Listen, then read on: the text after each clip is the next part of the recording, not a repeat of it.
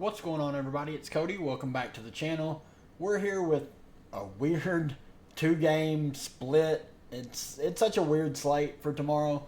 Super disappointed. Like, it should be a three-game slate. There's a game at 1 o'clock, 3 o'clock, and 4 o'clock Central Standard Time, my time. They split it up and made the 1 o'clock game a showdown, and then these two games for the main slate, and it's only $2,000 to first, $20 entry. Man, that's just super weird. I don't know what the reasoning was behind it, but we do get 10K to first on Sunday and a late slate then, so I'll take that. But let's look back at my lineups tonight, and then we'll go over team by team and break this one down. This is my best lineup. I ended up playing 3 in the big contest. Nalissa had a decent game, pretty tilting because she had like 21 or 22 fantasy points at halftime and then just played almost the entire third quarter and didn't do anything, and then sat until pretty late in the fourth quarter before coming in. Ryan Howard absolutely nuked at 45%. She was a great play. This is the only lineup that I played her in, which is a bit unfortunate. And then Clea Copper, I can't believe she was 10%. But then my other two lineups are being held back. I did play Kaylin Clark. With Sophie Cunningham, that lineup's not bad. It could cash depending on how this late game goes. And then my, let's see, where's my other lineup at? I played Brittany Griner with Caitlin Clark. So it is what it is. This one has some serious potential if AT has a good game. And then I got Mabry at 11%. So it could get all the way up to the top. We'll see how close it gets. Obviously, I need like the mid-range forwards to kind of bust with Nalissa not having the best game. But Copper and Ryan should make the optimal, so should cancel out Clark. So we'll see how it goes.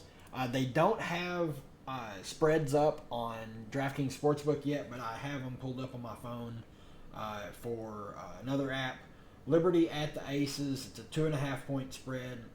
Liberty or Aces are favorites at home. 173.5 spread or total, and then Chicago at LA. Chicago's 1.5 point favorites. Over under of 160.5. All right, let's get into this. On the Liberty side, obviously, like the first game back for them, they absolutely blew the doors off of the Spark. So pretty much all that like their main players didn't get like their normal run. Stewie only played 20 minutes. Sabrina did come back in the fourth for like a short stint. She played 23 minutes. Obviously, this game they're not going to blow the Aces out at LA or at Las Vegas. This is going to be a barn burner, probably a finals preview yet again. Love Stewie at the top at 11.5K. Sabrina 10.7. Jonquil 10. Love all three of them. I think you can get to Febich at 7,100. Benajolani is out, so Febich will continue to start. Sloot had her best game in a long time. Still only played 20 minutes, but it was due to the blowout. She was looked like the old Sloot a little bit. Looked like it was still in there. So definitely don't mind her at 6,400. Then it's like Baby Sabali at 4,500. I think she's the only bench play that I would really consider.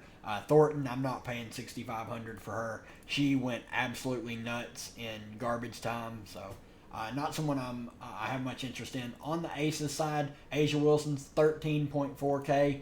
Like I always say with Asia Wilson, it's usually just plug and play. She's the best player in the WNBA. It's not even remotely close.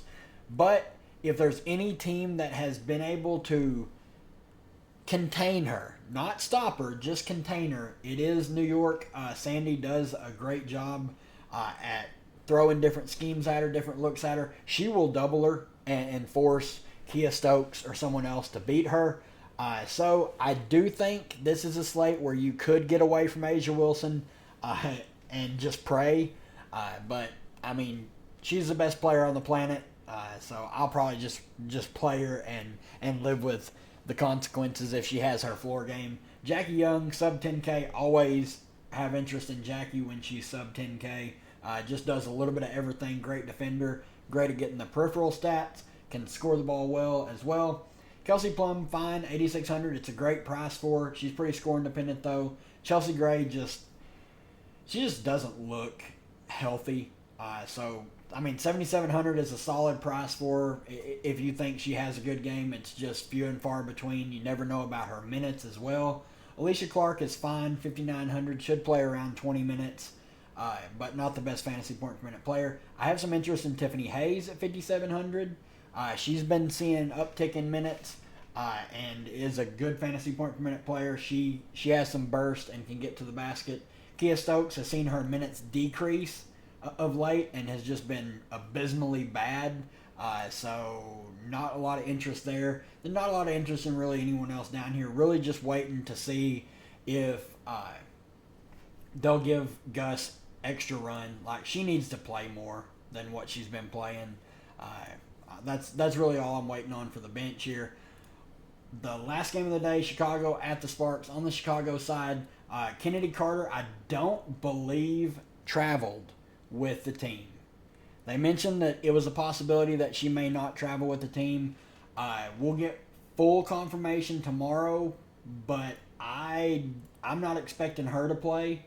So it would just mean Rachel Banham would be starting again. If you look, Angel Reese shot the ball just awful, 4 of 14, still put up almost 40 fantasy points. If Kennedy Carter is out, Reese looks great. Cardoso's fine at 8,100. Just not a lot of offensive upside with her. Lindsey Allen, 6,700. Not crazy about her, but she's fine. Dana Evans should play low 20s minutes off the bench. She's not a bad play either. Like Lindsey Allen, they're gonna eat into each other's minutes. Really hard to recommend either of them at that price point. Izzy Harrison, 5,500. Minutes are fine in the mid-teens. She's shown the ability to have a good fantasy game as well, so fine tournament play. Wnba, 4,700. Still have some interest. She's going to play mid-teens minutes. Needs to hit her shots. That's where all her value lies, is if she's hitting her shots. Same with Banham. She needs to hit her threes. It is a great matchup, though. DeShields, 4,200. I have some interest. She shot 3 of 10 and put up 15.5 fantasy points in 17 minutes. If the minutes are going to be there for her, she's a pretty good fantasy point per minute player. And if the shot's falling, she can absolutely nuke a slate. Mo Jefferson probably going to play around 10 minutes off the bench. She's fine. I just don't think she's needed. And then I'm never playing Bree Turner. On the Spark side, we did get some news just a little bit ago. Ari McDonald is still out. Talbot fully expected to be out. Lexi Brown continues to be out. And then Clarendon was just announced as out just a little bit ago. She started last game against New York and was absolutely awful. So not sure who they're going to insert into the starting lineup. Probably Burrell would be my guess. It would probably be Hamby, Stevens, Jackson, Burrell, Nurse. Burrell played 18 minutes, shot the ball badly, but still had a good fantasy day. Would have some interest in her at 6,100, assuming she starts. But the main players I have interest in are these three up top. Hamby at 10.5K, Azura at 9,300, and Rakia at 8,300. Rakia did literally nothing in the peripheral categories this last game. Obviously, blowout didn't help, but she still played 28 minutes with the blowout. Would expect her to play mid-30s minutes, assuming the game stays competitive, and this one should. Chicago does not look like a good basketball team without Kennedy Carter out there. Pretty dysfunctional, and we know the Sparks are scrappy at home, but not the best team, so really hard for me to recommend playing Kia Nurse. She played 25 minutes. If she hits her shots, she can score in double figures fantasy-wise, but I just don't trust her to hit her shot, so really not someone I have a lot of interest in. Then Dangerfield signed another 7-day contract. She played massive minutes in the blowout. Not really someone I have a lot of interest in unless she was to pick up the start. Lee Uru played big minutes in the blowout as well. Shot 0 of 6, so she's probably going to play right around 10 to 12 minutes, assuming the game is competitive. And then Zia Cook, obviously another one that played big minutes in the blowout. Not expecting her to play near that many minutes if the game is competitive. So let's kick over here to Underdog. They're doing a $5 entry, 6-person draft, 2.5K to first, for the main slate tomorrow. It is the 3 games. I haven't done my rankings yet. I will drop them in the Discord if you guys want them and want to do some drafts for the slate tomorrow. Just hop in the Discord. I'll drop them probably in a couple hours once I get everything done for the slate tomorrow. But good luck to everybody.